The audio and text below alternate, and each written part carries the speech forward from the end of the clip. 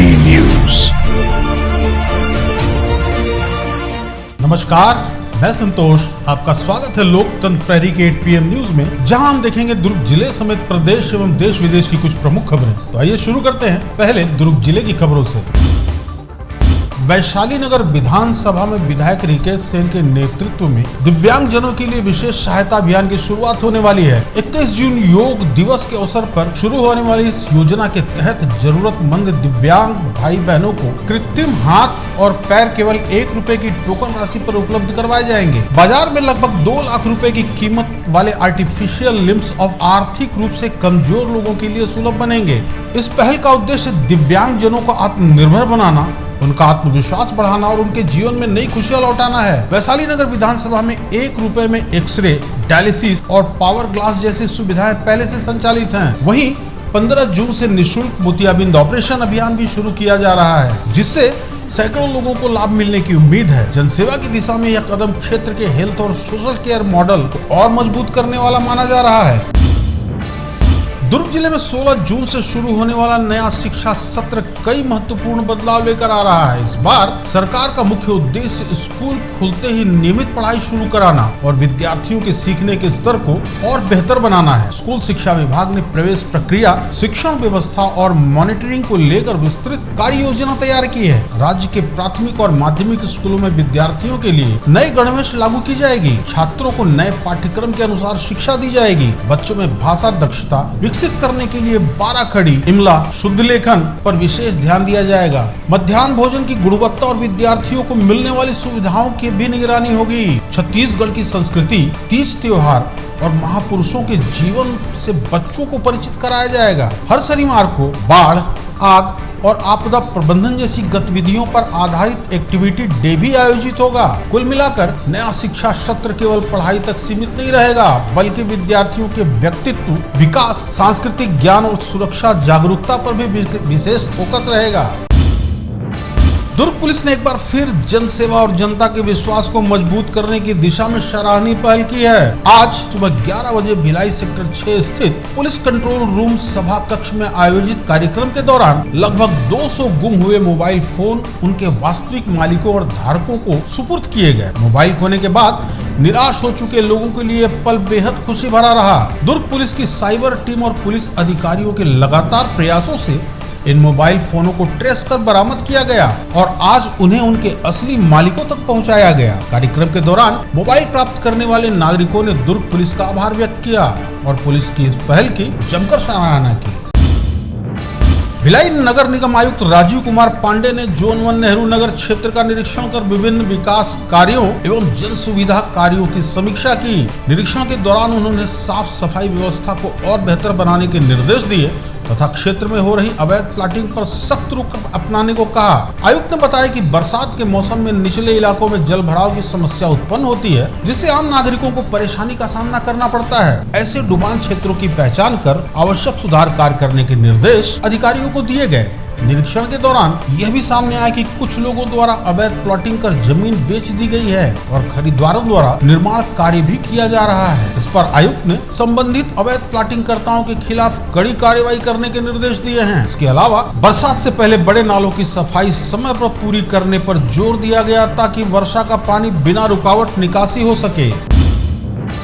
भिलाई छावनी थाना क्षेत्र के कैंप 1 में रहने वाले 49 वर्षीय संतोष कुमार यादव अपने घर में कूलर चालू कर उसमें पानी भर रहे थे। इसी दौरान कूलर में उतरे करंट की चपेट में आने से उनकी हालत गंभीर हो गई। परिजनों और रिश्तेदारों ने तुरंत संतोष शास्त्री को अस्पताल पहुंचाया, लेकिन डॉक्टरों ने जांच के बाद उन्हें मृत घोषित कर दिया।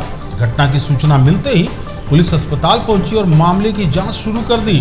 फिलहाल यह पता लगाया जा रहा है कि कूलर में करंट कैसे आया और हादसे की असली वजह क्या थी। बताया जा रहा है कि संतोष कुमार यादव मजदूरी कर अपने परिवार का पालन पोषण करते थे। वे घर के इकलौते कमाने वाले सदस्य थे। इस हादसे के बाद परिवार पर दुखों का पहाड़ पड़ा। वहीं बिजली विभाग ने लोगों से अपील की है कि गर्मी के मौसम में कूलर, पंखे और अन्य विद्युत उपकरणों की नियमित जांच कराएं तथा उचित अर्थिंग सुनिश्चित करें ताकि ऐसे हादसों से बचा जा सके।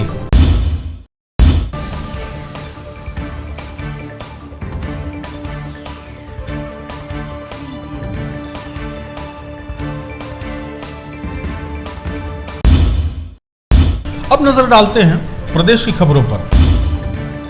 रायगढ़ जिले के पुसौर जनपद क्षेत्र में विकास की रफ्तार को नई दिशा देते हुए प्रदेश के वित्त मंत्री रायगढ़ विधायक ओपी चौधरी ने ग्राम पंचायत मिड़मिड़ा, त्रिभुवना, तुरंगा, कोतासुरा और कोड़ा तराई का दौरा किया। इस दौरान उन्होंने कुल 32 करोड़ 15 लाख रुपए की लागत वाले विभिन्न विकास कार्यों का भूमि पूजन, शिलान्यास और लोकार्पण किया। कार्यक्रम के दौरान 26 करोड़ 80 लाख रुपए से अधिक की लागत वाले 4 प्रमुख सड़क निर्माण कार्यों का शिलान्यास किया गया। इस परियोजनाओं में ग्रामीण क्षेत्रों में आवागमन आसान होगा और शिक्षा, स्वास्थ्य, रोजगार के अवसर को मजबूती मिलेगी।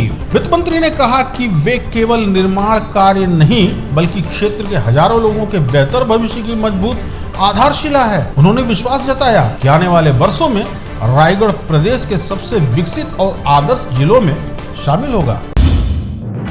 छत्तीसगढ़ के बस्तर में पर्यटन आधारित स्वरोजगार को बढ़ावा देने की दिशा में छत्तीसगढ़ होम स्टे नीति 2025-30 के तहत नए हितग्राहियों को जागरूक और प्रशिक्षित करने के लिए जगदलपुर के एक विशेष बैठक का आयोजन किया गया। बैठक में बड़ी संख्या में इच्छुक हितग्राहियों ने भाग लिया। बैठक के दौरान अधिकारियों ने प्रतिभागियों से उनके प्रस्तावित होम स्टे की विस्तृत जानकारी ली। साथ ही यह भी जाना कि वे किस क्षेत्र में होम स्टे स्थापित करना चाहते हैं और वहां आसपास कौन कौन से पर्यटन स्थल मौजूद हैं। अधिकारियों का मानना है कि प्राकृतिक, सांस्कृतिक और ऐतिहासिक धरोहर से समृद्ध क्षेत्रों में होम स्टे विकसित होने से पर्यटन गतिविधियों को नई गति मिलेगी। कार्यक्रम में मौजूद छत्तीसगढ़ ग्रामीण बैंक के अधिकारियों ने वित्तीय सहायता, ऋण सुविधा, ब्याज अनुदान और बैंकिंग प्रक्रियाओं की जानकारी दी। अधिकारियों ने भरोसा दिलाया कि शासन और बैंकिंग सहयोग के माध्यम से इच्छुक हितग्राही अपने होम स्टे व्यवसाय को सफलतापूर्वक स्थापित कर सकते हैं। रायपुर मंदिर हसौद के औद्योगिक क्षेत्र में स्थित मिवान स्टील लिमिटेड प्लांट में मंगलवार सुबह करीब 5:30 बजे अचानक आग लग गई। देखते ही देखते आग ने प्लांट के बड़े हिस्से को अपनी चपेट में ले लिया। घटना के बाद आसपास के क्षेत्रों में दहशत का माहौल बन गया। सूचना मिलते ही रायपुर, मंदिर हसौद और आसपास के इलाकों से दमकल विभाग की कई गाड़ियां मौके पर पहुंची। करीब 5 घंटे तक चले राहत और बचाव अभियान के दौरान दमकल कर्मियों ने पानी और फोम का लगातार इस्तेमाल कर आग को अन्य हिस्सों में फैलने से रोका और आखिरकार आग पर काबू पा लिया। हालांकि इस हादसे में किसी भी प्रकार की जनहानि नहीं हुई, लेकिन प्लांट को भारी आर्थिक नुकसान होने की आशंका जताई जा रही है। आग लगने के कारणों का अभी तक खुलासा नहीं हो सका है। फिलहाल प्रशासन ने मामले की जांच शुरू कर दी है और विशेषज्ञों की टीम को आग लगने के कारणों की पड़ताल की जिम्मेदारी सौंपी गई है। 24 मई 2025 को कांकेर जिले के बांदे थाना क्षेत्र में बालोद निवासी मुकेश विश्वास का शव संदिग्ध परिस्थितियों में मिला। पोस्टमार्टम रिपोर्ट में मौत का कारण करंट लगना सामने आया, लेकिन मौके से कोई प्रत्यक्ष साक्ष्य नहीं मिलने के कारण मामला ब्लाइंड मर्डर बन गया। मामले की गंभीरता को देखते हुए विशेष टीम गठित की गई। साइबर सेल और तकनीकी जांच के दौरान मृतक की पत्नी सरस्वती विश्वास और इंद्रजीत दास के बीच लगातार संपर्क की जानकारी मिली। जांच में दोनों के बीच कथित अवैध संबंधों का खुलासा हुआ। पुलिस के अनुसार मुकेश विश्वास पत्नी से तलाक लेने की तैयारी कर रहा था। इसी बात से नाराज होकर आरोपियों ने उसे रास्ते से हटाने की साजिश रची। उसे बहाने से एक खेत की झोपड़ी में बुलाया, जहां उसे अत्यधिक शराब पिलाई गई। बेहोशी की हालत में आरोपियों ने बिजली के तार से करंट लगाकर उनकी हत्या कर दी। पुलिस ने हत्या में इस्तेमाल बिजली तार, मोबाइल फोन और अन्य अहम साक्ष्य भी बरामद किए हैं। पुलिस ने मामले में पत्नी समेत 4 आरोपियों को गिरफ्तार कर न्यायिक रिमांड में भेज दिया। बिलासपुर में शादी का रिश्ता टूटने के बाद बदले की भावना में युवक ने युवती के पिता पर जानलेवा हमला कर दिया। घटना सिविल लाइन थाना क्षेत्र की है, जहां आरोपी साहिल मरावी ने गैरेज में बाइक बनवा रहे मोहित दास मानिकपुरी पर चाकू से ताबड़तोड़ वार कर दिए। घटना गैरेज में लगे सीसीटीवी कैमरे में कैद हो गई। फुटेज में आरोपी पीड़ित पर एक के बाद एक 6 बार चाकू से हमला करता नजर आ रहा है। गंभीर रूप से घायल मोहित दास को तत्काल अस्पताल पहुंचाया गया, जहां उनका इलाज जारी है। आरोपी ने अपना सरनेम बदलकर शादी का प्रस्ताव रखा था। बाद में असली पहचान सामने आने पर युवती के परिवार ने रिश्ता करने से इनकार कर दिया। इसके बाद आरोपी लगातार परिवार पर शादी का दबाव बना रहा था। हमले के बाद आरोपी फरार हो गया, लेकिन सीसीटीवी फुटेज और मुखबिर की सूचना के आधार पर पुलिस ने घेराबंदी कर उसे गिरफ्तार कर लिया। फिलहाल मामले की जांच जारी है।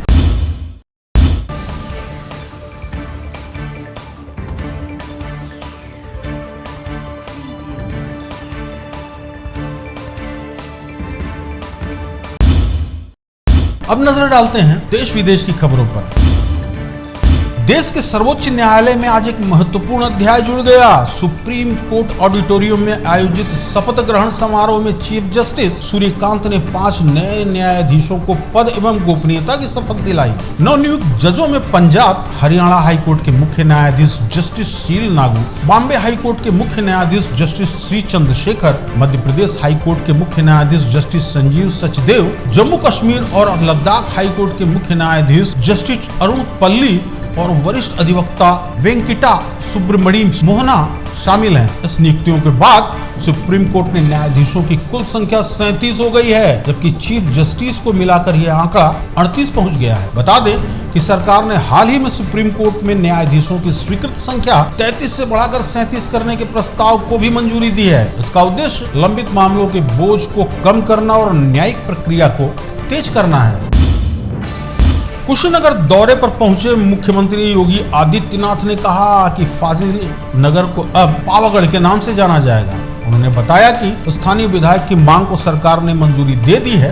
अपने संबोधन में मुख्यमंत्री योगी ने प्रदेश में कानून व्यवस्था और स्वास्थ्य क्षेत्र में हुए बदलाव का जिक्र करते हुए कहा कि जैसे उत्तर प्रदेश से माफिया का सफाया हुआ है, वैसे ही इंसेफेलाइटिस जैसी गंभीर बीमारियों पर भी प्रभावी नियंत्रण किया गया। सीएम योगी ने कहा कि पहले त्योहारों और पर्वों के दौरान दंगे होते थे, लेकिन आज प्रदेश में शांति और सुरक्षा का माहौल है। मुख्यमंत्री ने कहा कि कभी कुशीनगर पहचान और बुनियादी सुविधाओं के संकट से जूझ रहा था, लेकिन आज यहाँ मेडिकल कॉलेज स्थापित हो चुका है और नए शैक्षणिक सत्र से कृषि एवं प्रौद्योगिकी विश्वविद्यालय भी शुरू होने जा रहा है। इस अवसर पर मुख्यमंत्री जी ने 424 करोड़ रुपए की लागत वाली 278 विकास परियोजनाओं का लोकार्पण और शिलान्यास किया। कोलकाता के धर्मतला में मंगलवार को तृणमूल कांग्रेस का बड़ा शक्ति प्रदर्शन देखने को मिला। पुलिस ने रानी रश्मोनी रोड पर अनुमति न मिलने के बाद मुख्यमंत्री ममता बनर्जी एस्प्लेनेड के वाई चैनल बस स्टॉप पर अपना दिन भर का धरना शुरू किया। धरने के बाद अभिषेक बनर्जी पर कथित हमले, चुनाव बाद हिंसा और फेरी वालों को हटाने के मुद्दे प्रमुख रूप से उठाए गए। धरना शुरू करने से पहले ममता बनर्जी ने डॉक्टर भीमराव अम्बेडकर की प्रतिमा पर श्रद्धांजलि अर्पित की और संविधान की पुस्तक हाथ में लेकर संदेश देने की कोशिश की। ममता ने आरोप लगाया कि प्रशासन ने मंच और माइक्रोफोन की अनुमति तक नहीं दी। मेगाफोन के जरिए समर्थकों को संबोधित करते हुए उन्होंने कहा कि वे लड़ाई जारी रखेंगी। धरने के मंच से ममता ने बीजेपी पर चुनावी प्रक्रिया में धांधली और विपक्षी कार्यकर्ताओं को डराने के आरोप भी लगाए। उन्होंने चेतावनी दी कि अगर कोलकाता में लोकतांत्रिक विरोध प्रदर्शन की अनुमति नहीं दी गई तो आंदोलन को दिल्ली तक ले जाया जाएगा। जापान में उष्ण कटिबंधीय तूफान जांगमी का असर लगातार बढ़ता जा रहा है। मंगलवार दोपहर तक तूफान से जुड़ी घटनाओं में 9 लोगों के घायल होने की पुष्टि हुई है। हालांकि सभी को मामूली चोटें आई हैं। तूफान के कारण ओकिनावा और कागोशिमा प्रांत में 47,930 से अधिक घरों की बिजली आपूर्ति बाधित हो गई। कई इलाकों में जल भराव, पेड़ गिरने और तेज हवाओं से नुकसान की खबरें सामने आई हैं। जापान मौसम विभाग एजेंसी के अनुसार जांगमी याकुशिमा द्वीप के दक्षिणी पश्चिम में स्थित और उत्तर पूर्व दिशा की ओर बढ़ रहा है। खराब मौसम के चलते 300 से अधिक उड़ानें रद्द कर दी गई। वहीं कई रेल लाइनों और एक्सप्रेस वे मार्गों पर भी सेवाएं रोक दी गई। समुद्री परिवहन भी बुरी तरह प्रभावित हुआ है और विभिन्न क्षेत्रों में दर्जनों नौवाहन मार्गों पर संचालन स्थगित कर दिया गया है। सरकार ने राहत और बचाव कार्य तेज कर दिए हैं। मौसम विभाग ने तेज हवाओं, ऊंची समुद्री लहरों, भूस्खलन, बाढ़ और नदियों के उफान को लेकर हाई अलर्ट जारी किया है। अमेरिका में अवैध प्रवासियों के खिलाफ चल रही सख्त कार्रवाई के बीच भारतीय नागरिकों पर भी बड़ा एक्शन हुआ है। अमेरिकी कस्टम एंड बॉर्डर प्रोटेक्शन के अनुसार चलाए गए ऑपरेशन चेकमेट के दौरान 52 अवैध प्रवासियों को गिरफ्तार किया गया। उसमें 36 लोग सेमी ट्रक यानी भारी कमर्शियल वाहन चला रहे थे। गिरफ्तार किए गए 36 ड्राइवरों में से 30 भारतीय नागरिक शामिल हैं, जबकि अन्य मैक्सिको, अल साल्वाडोर और रूस के नागरिक बताए गए हैं। जांच में सामने आया है कि कई लोगों के पास विभिन्न राज्यों के कमर्शियल ड्राइविंग लाइसेंस थे, जबकि कुछ के पास किसी भी प्रकार का वैध ड्राइविंग लाइसेंस नहीं था। अधिकारियों के अनुसार अधिकांश लोगों के पास रोजगार से जुड़े दस्तावेज थे, लेकिन उनकी वैधता समाप्त हो चुकी थी। अमेरिकी एजेंसियों का कहना है कि सभी आरोपियों के खिलाफ संघीय कानून के तहत कार्रवाई की जा रही है और उन्हें डिपोर्ट किया जाएगा। ऑपरेशन चेकमेट का उद्देश्य सार्वजनिक सुरक्षा सुनिश्चित करना और सड़कों पर संभावित खतरों को कम करना है। आज के समाचार यहीं तक। मुझे दीजिए इजाजत। नमस्कार।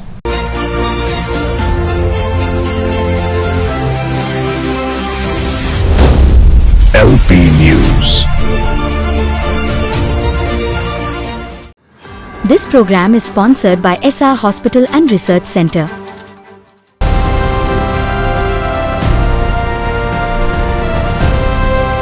हर खबर पर नजर, सच, हिम्मत और जमीनी रिपोर्टिंग, देश, समाज और सत्य के लिए। LP न्यूज, आपकी आवाज।